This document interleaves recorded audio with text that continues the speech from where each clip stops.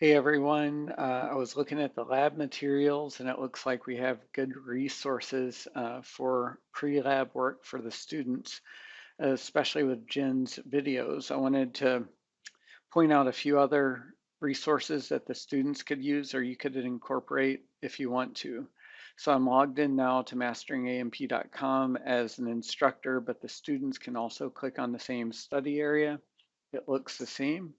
If I go down to Lab Tools, um, we have a couple of things. We have videos of lab experiments, which will include blood typing for those of you teaching that in 272. There are the bone and dissection videos.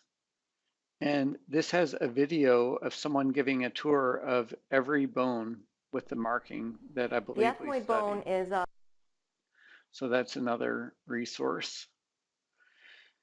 Going from the bone video, there are some pre-lab videos which are fairly concise that will discuss blood typing or hematocrit or examining a long bone.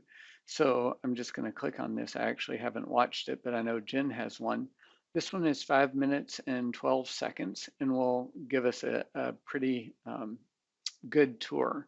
So we could link to those if you chose, or you could link to them in your lab if you chose to do that instead of using Jen's videos.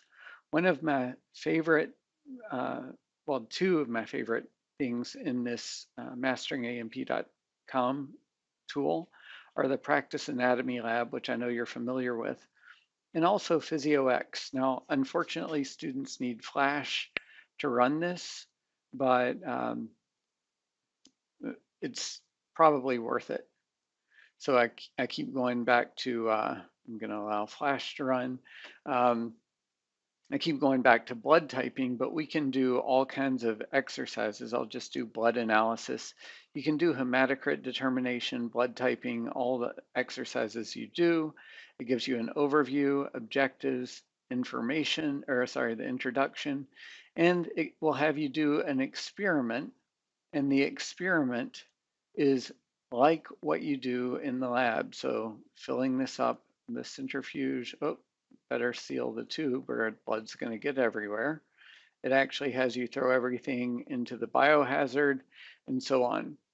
Now, students, after they go through this, actually generate a lab report, which they can save to a PDF, and they need to save it to a PDF. After they do that, there are a series of questions, if we were to design this, that students would have to answer.